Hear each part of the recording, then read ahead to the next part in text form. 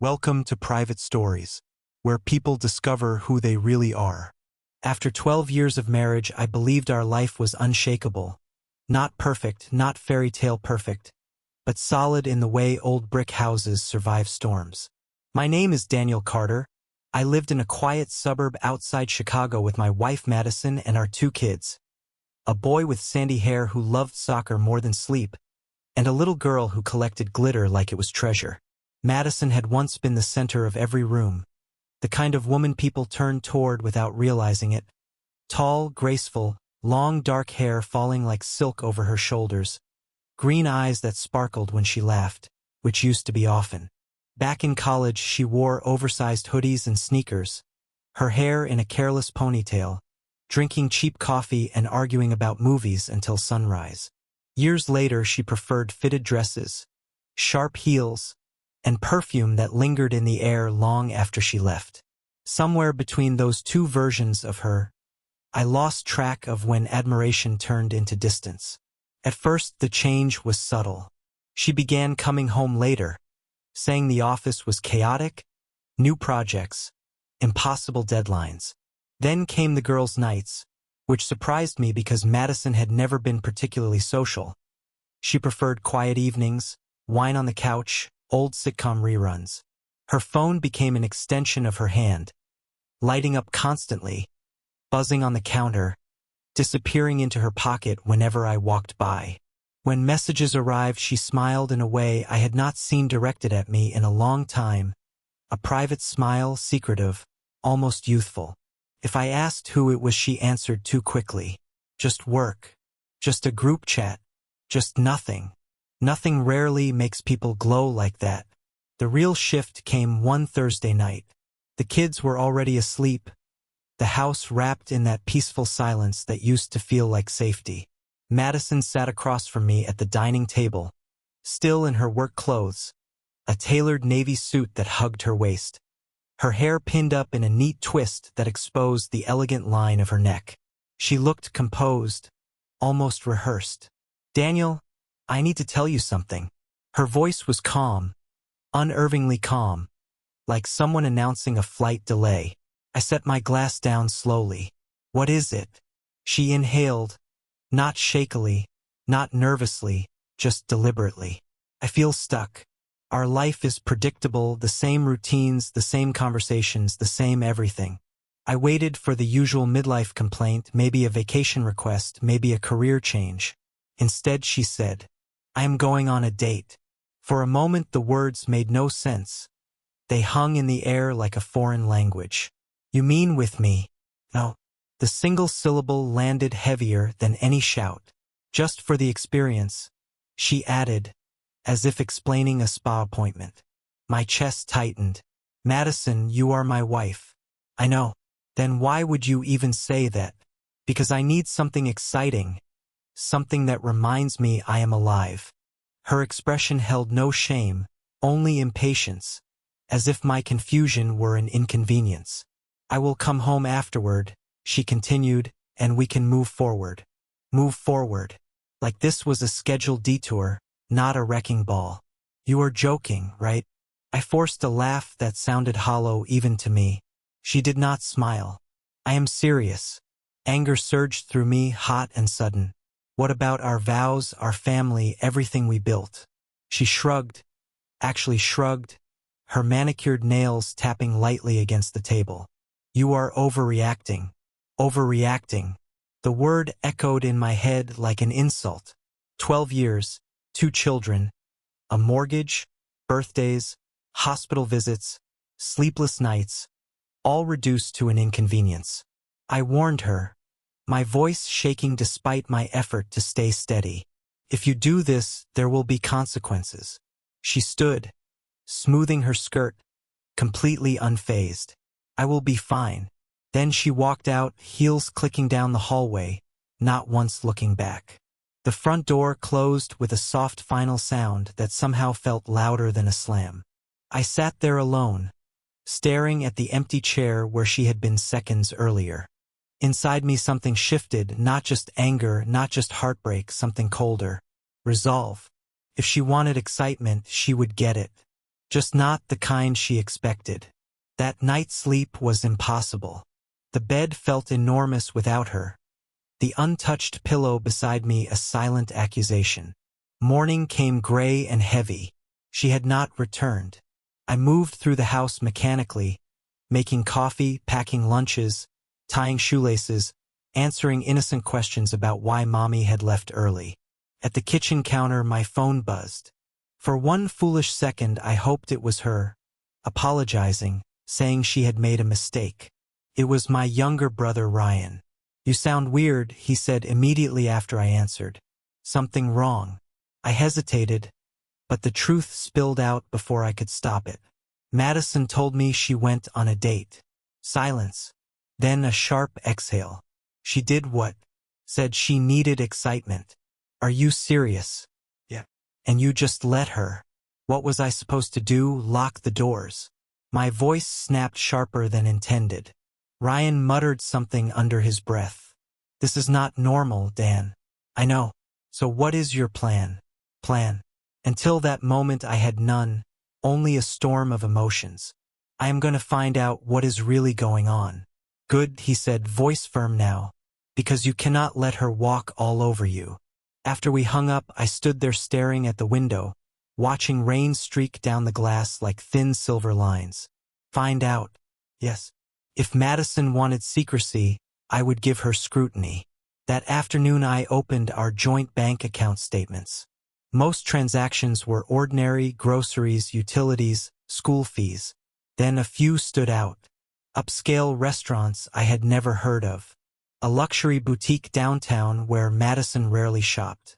A spa package that cost more than our monthly car payment.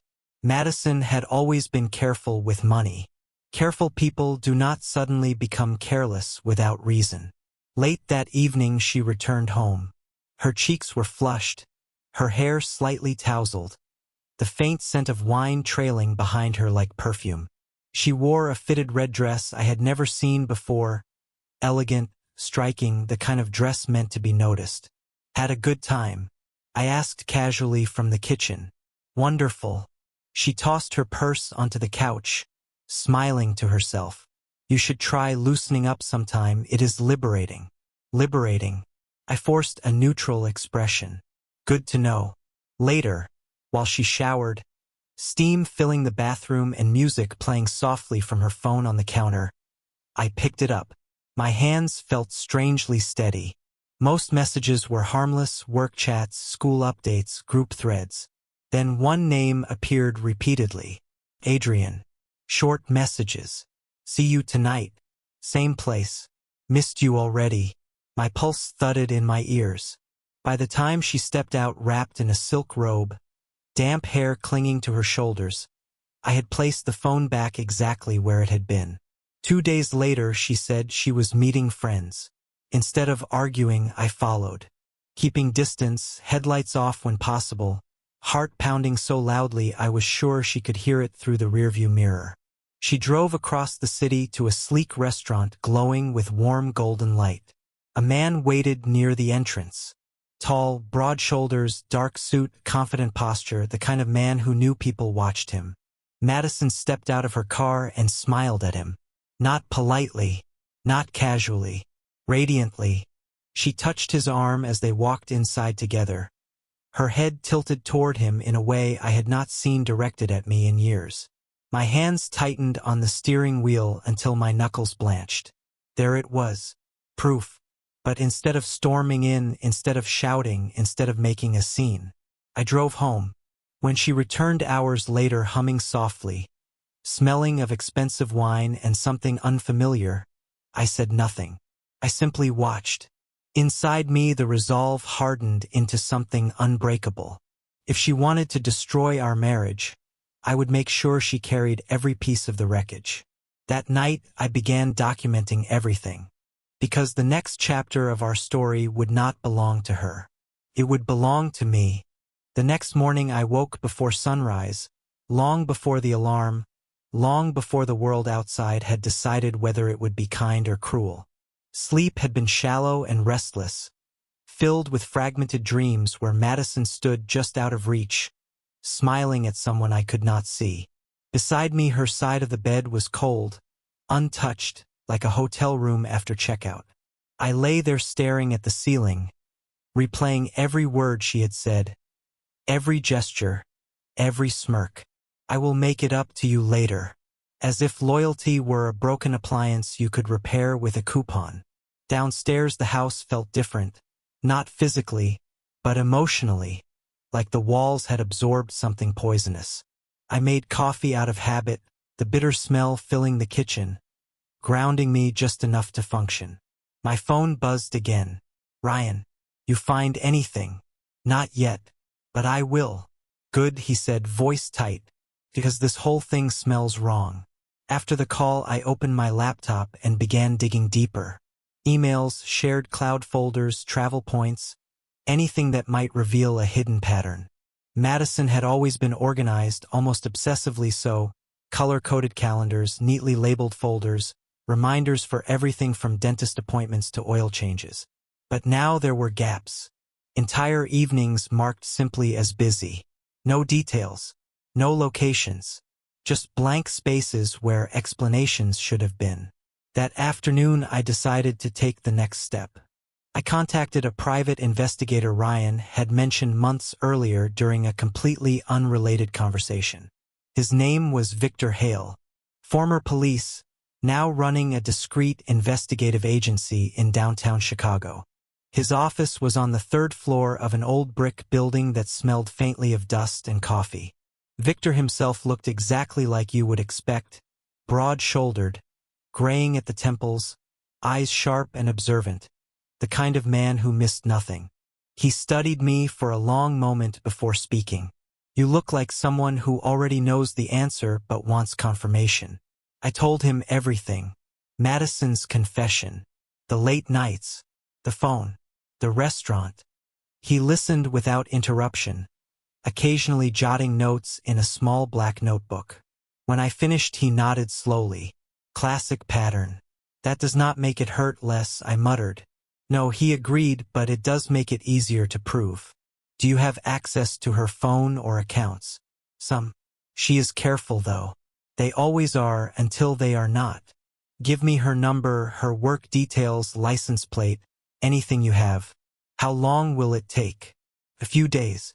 Less if she is sloppy." I left the office feeling hollow but focused. Action dulled the pain, gave it shape. 3 days later Victor called. "We need to meet." His tone told me everything before he said another word. Back in his office, he slid a thick folder across the desk. Inside were photographs. Madison and the man from the restaurant walking into a boutique hotel. Her arm looped through his, her face turned toward him in open laughter. Another photo showed them seated at a dimly lit bar, her hand resting on his thigh, fingers curled possessively as if he belonged to her. My stomach twisted violently. Then came the phone records. Hundreds of messages. Late night calls lasting hours. Explicit texts filled with plans, promises, jokes that only lovers share. This was not curiosity. Not a single reckless evening. This was a full second life. "I am sorry," Victor said quietly. "I have seen a lot of cases like this. People convince themselves they deserve happiness, no matter who they hurt." I nodded but could not speak. 12 years. Reduced to a stack of paper. On the drive home, my thoughts raced between fury and numbness. Part of me wanted to confront her immediately, throw the photos on the table, demand explanations. Another part knew that would only give her time to twist the narrative. When Madison came home that night, she looked radiant, glowing in a soft cream sweater and black leggings, hair loose around her shoulders as if she had just stepped out of a magazine ad. She barely glanced at me. "Long day?" I asked. "Exhausting." She poured herself wine without offering me any. "You would not understand." "Try me." She shrugged. "Work drama. Nothing interesting." I watched her carefully.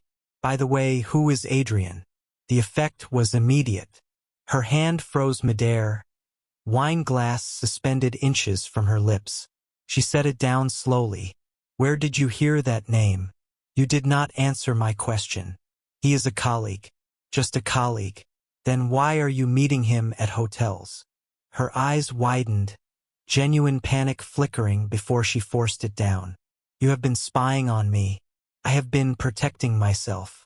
Her expression hardened, ice replacing surprise.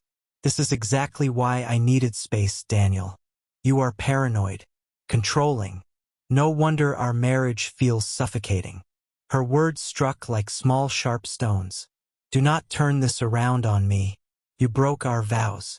Maybe if you had paid attention to me, she shot back, I would not have needed to find it somewhere else. Silence fell heavy and suffocating. Get out. The words came out low but firm. Excuse me. Pack a bag and leave. Go stay with him since he matters so much. She laughed incredulously. I am not going anywhere. This is my house too. Then we will settle it legally. Her eyes flashed with fury, but she said nothing more, simply grabbed her glass and walked upstairs, heels striking each step like punctuation. That night, I sat alone in the living room with the evidence spread across the coffee table. Her accusations echoed in my mind. Paranoid, controlling, neglectful, a convenient story where she was the victim and I was the villain. But the photos told a different story. So did the bank statements Victor had uncovered. Thousands withdrawn from our joint savings. Luxury purchases. Hotel charges. Gifts I had never seen. She was not just cheating. She was financing it with our family's future. The next morning I called my attorney, a woman named Rebecca Lawson. Sharp, composed, known for dismantling opponents with surgical precision. After reviewing everything, she leaned back in her chair and gave a thin smile. This is not just infidelity. This is financial misconduct and deception. What does that mean? It means you have leverage. Real leverage. For the first time in weeks, I felt something like control returning. What should I do? Do not confront her again. Let her keep digging. We will file for temporary custody and asset protection. By the time she realizes what is happening, it will be too late to undo the damage. That evening Madison came home unusually late. She walked in humming softly, wearing a sleek black evening dress, hair styled in loose waves, makeup flawless. She looked stunning and completely unfamiliar. Someone has to keep this household functioning, she said casually, swirling wine in her glass. You would not understand pressure. I stepped closer, voice calm. You are right. I understand lies instead. Her smile faltered. Oh, please, not this again. The truth will come out whether you like it or not. She set the glass down sharply. What are you implying? Nothing. Not yet. I turned and walked upstairs, leaving her standing there. Behind me, I could feel her stare burning into my back. For the first time since this nightmare began, she was unsettled. And that was exactly what I wanted. Because the game had changed. She thought she was the one taking risks. She had no idea I had already moved several steps ahead. The following day, I began setting the next phase of my plan into motion. First, the bank. I reported suspicious withdrawals from our joint savings and requested temporary restrictions. The representative asked careful, neutral questions while typing rapidly. Within minutes, thousands of dollars Madison had quietly siphoned away were frozen. Next came the house. Legally, she still had rights to the property, but Rebecca assured me I could change the locks as long as I provided access upon request. It was not about keeping her out forever. It was about sending a message. Things were not the same anymore. That evening, she discovered the change. I heard her car pull into the driveway, the engine cutting off sharply, followed by the quick staccato click of heels on concrete. Then the rattling of the doorknob. Then pounding. Daniel, open this door right now. Her voice was furious, high, almost shrill. I opened the door just enough to face her. Her hair was loose and slightly windblown, dark strands whipping around her flushed face, her eyes blazing green fire. New rules, Madison. Her expression shifted from rage to disbelief. You cannot lock me out of my own house. Watch me. Let me in. We need to talk. For a long moment we stared at each other across the narrow gap. Then she stepped inside without waiting for permission, shoulders squared like she was entering a battlefield. Fine, she snapped, arms crossing tightly over her chest. Talk. I walked to the coffee table and picked up the folder Victor had prepared. Without a word, I handed it to her. She flipped it open casually at first.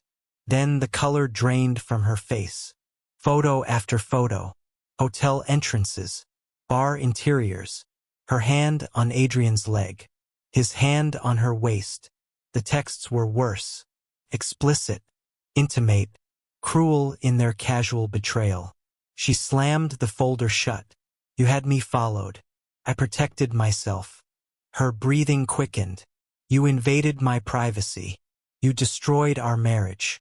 For the first time she had no clever retort. No smug smile. Just raw shock. Here is what is going to happen, I said quietly. You will pack what you need and leave tonight. Or this goes to court tomorrow. Her lips trembled slightly. You think you can scare me? I am not trying to scare you. I am done. Silence stretched between us, heavy and charged. For a moment I almost saw regret in her eyes. Almost. Then the familiar defiance returned. You will regret this, she said coldly. She grabbed her purse and stormed out, slamming the door hard enough to rattle the walls. I stood there listening to the echo fade. It was not over. Not even close. The next morning the fallout began. My phone buzzed nonstop. Messages from acquaintances, coworkers, even distant relatives. Have you seen this? Is everything okay? Call me. A knot formed in my stomach as I opened social media. Madison had posted a long emotional statement. According to her, I was abusive, controlling, manipulative, a man who had isolated her for years. There was even a photo of her crying, mascara slightly smudged, looking heartbreakingly fragile. The performance was flawless.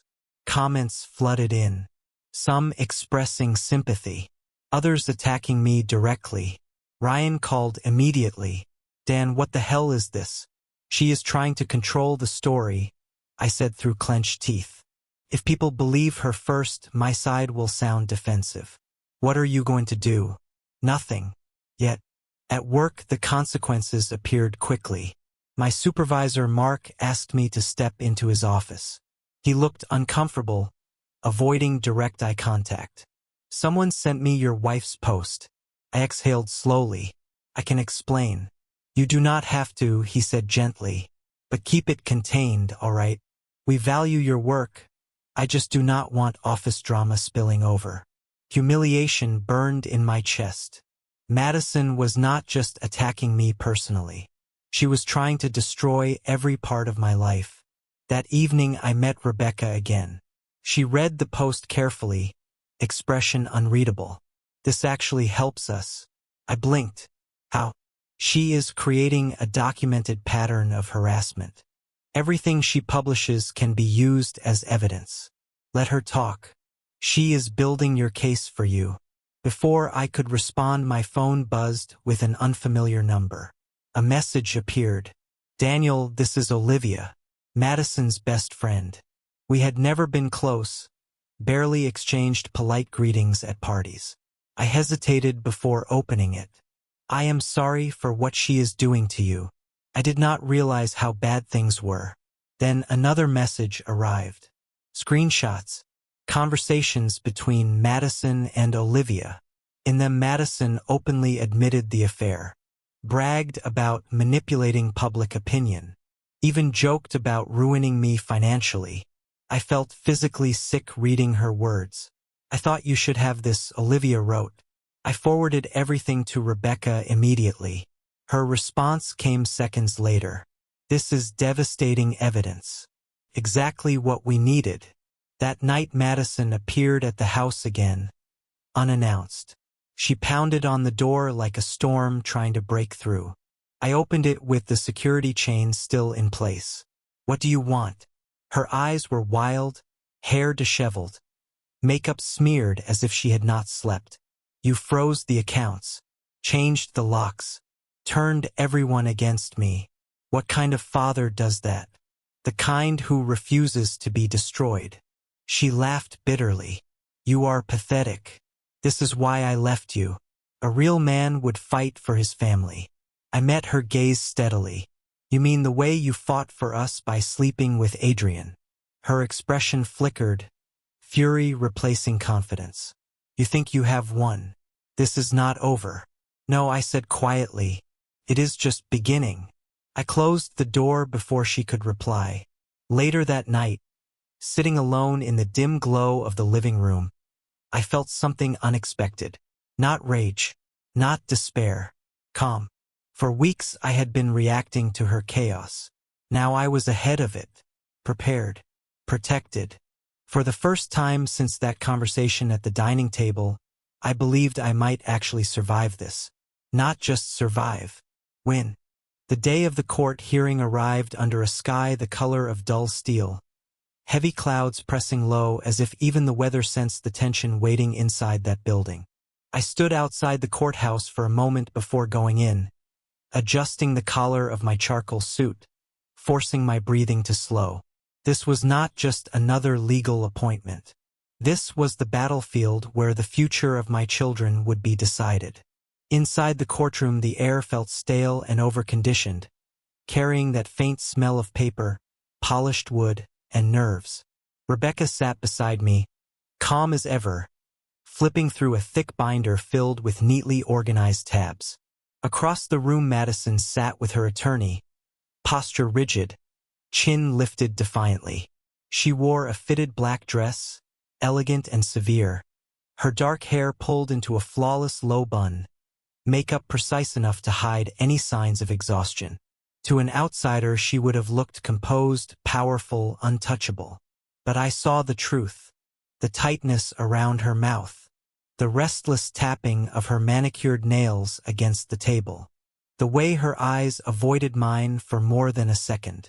The judge entered, a stern woman in her 50s whose expression suggested she had seen every possible version of human failure. Everyone rose. Proceedings began immediately. Madison's lawyer opened with a dramatic speech portraying her as a devoted mother trapped in a loveless, controlling marriage. According to him, she had sought independence, not betrayal. She had been suffocating, misunderstood, desperate to rediscover herself. I clenched my jaw but kept silent. Rebecca had warned me. Let them talk. Let them overplay their hand. When it was our turn, she stood smoothly, voice clear and measured. Your Honor, what we will present today is not speculation but documented behavior demonstrating a pattern of deception, financial misconduct, and actions directly harmful to the children. The first evidence was financial. Bank records showing thousands withdrawn from our joint savings. Luxury purchases unrelated to the household. Hotel charges. Private transfers. Madison shifted in her seat, crossing her legs tightly as if physical tension could hold her composure together. Next came Olivia's screenshots. Messages where Madison mocked my attempts to understand what was happening. Messages where she strategized about manipulating public perception. Messages where she described the affair not as a mistake but as something thrilling. The word appeared again and again. Thrilling. Then Rebecca presented the photographs. The room fell into a heavy silence as image after image was displayed.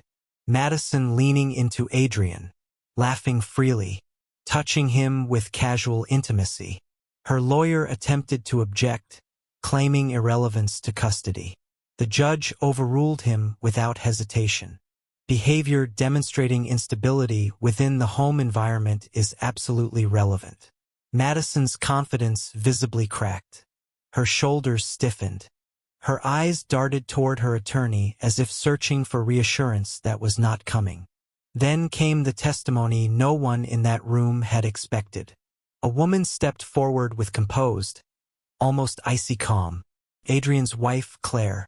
She described how she had discovered the affair, how late-night absences had turned into undeniable evidence, how her own marriage had collapsed under the weight of deception.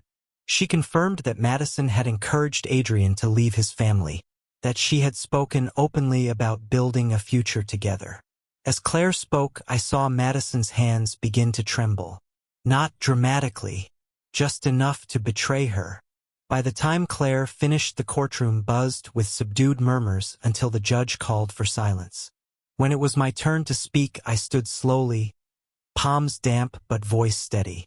I did not attack Madison. I did not need to. I spoke about the children, about homework at the kitchen table, soccer practices, bedtime stories, the nights they asked where their mother was and I had no answer that would not break them. I am not perfect, I said quietly, but my children deserve stability. They deserve honesty. They deserve a home that does not feel like a revolving door. When I finished, I looked at Madison. Her glare burned with pure hostility, but beneath it I saw something else. Fear. After a short recess, the judge returned with her decision. Based on the evidence presented, it is clear that Mrs. Carter's actions have created an unstable environment for the children. Mr. Carter will retain primary custody. Mrs. Carter will be granted supervised visitation pending further evaluation. Additionally, the court will review financial misconduct regarding marital assets. The gavel struck. A sharp final sound. Madison sat frozen, color draining from her face, as if someone had pulled the life from her all at once. Her attorney leaned in, whispering urgently, but she did not respond. Rebecca gave me a small nod, the closest thing she ever came to celebration. Outside in the parking lot, Madison cornered me before I could reach my car. "You think this is over?" Her voice was low, venomous. "No," I replied calmly. "I think it is finished. You destroyed everything. You did that yourself." For a moment she looked like she might say something else. Something raw. Something human. Instead she turned sharply and walked away, heels striking the pavement like distant gunshots. As I drove home, the sun dipped low on the horizon, bathing the road in warm gold that felt almost unreal after the cold sterility of the courtroom. For the first time in months, my chest did not feel tight. The house was quiet when I arrived. Peaceful. Not empty. Peaceful.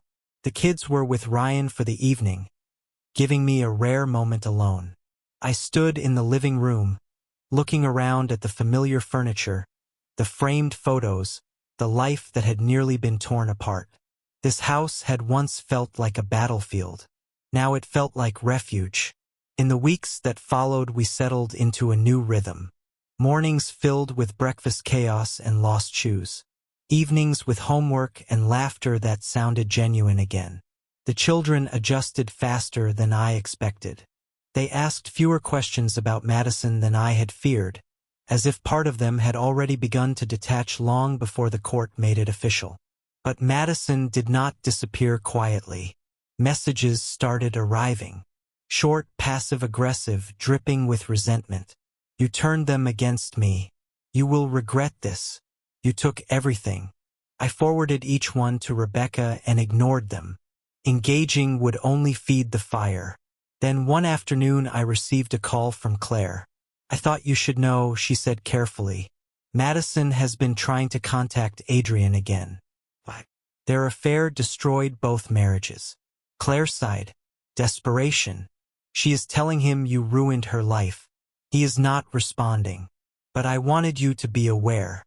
I thanked her and ended the call, unease settling in my chest. Madison had always hated losing, and she had just lost everything that mattered. That weekend she appeared at my son's soccer game without notice. Standing near the fence, wearing oversized sunglasses despite the cloudy sky, dressed in expensive athleisure that looked more like a costume than casual wear. The kids noticed her immediately, excitement mixed with confusion. "Mom is here." I walked over slowly. "You are not supposed to be here." "I am just watching my children play," she replied sweetly, though her eyes burned behind the dark lenses.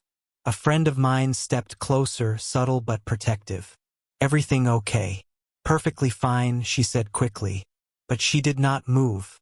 She stayed through the entire game, a silent presence on the edge of our world. When it ended, she tried to approach us. Madison, you need to leave. You cannot keep me from them forever. Follow the rules and you will see them. Ignore them and you will not. For a long moment we stared at each other. Then she turned and walked away, shoulders rigid, pride carrying her where dignity could not. That night my youngest asked the question I had been dreading. Why does Mommy not live with us anymore? I knelt beside his bed, choosing my words carefully. Sometimes adults make choices that mean they cannot live together. But she still loves you, and I will always be here.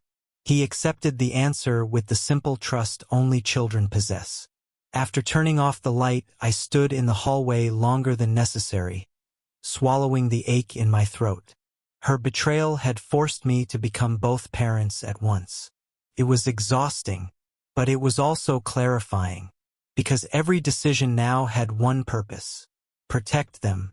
Not my pride, not revenge, not appearances, them. Weeks later, Madison attempted one final move. She filed an appeal for full custody. Rebecca called me early that morning, voice sharp. She has no real case, but we need to prepare. She is hoping to wear you down. But this time I was ready. With additional evidence, witness testimony, and documentation of her erratic behavior, the hearing ended quickly. Her appeal was denied. Visitation remained supervised. She was ordered to cover part of my legal fees. As we left the courthouse, she glared at me with pure hatred. You will regret this. I met her gaze calmly. I regret trusting you. I do not regret protecting my children. After that, she finally retreated. Not completely gone, but no longer dominating our lives. Months passed. The house filled with normal sounds again. Laughter, music, arguments over chores, Saturday morning pancakes. One evening my oldest sat beside me on the porch as the sun dipped below the rooftops. Things feel better now, Dad. Yeah, they do. And they will keep getting better. As darkness settled and the first stars appeared, I realized something I had not allowed myself to consider before. Madison's betrayal had not destroyed me. It had revealed the strength I did not know I possessed. Life was not perfect. It never would be. But it was peaceful, honest, and for the first time in a long time, that was more than enough. Thank you for watching this video to the end. Visit our channel for interesting and intriguing stories.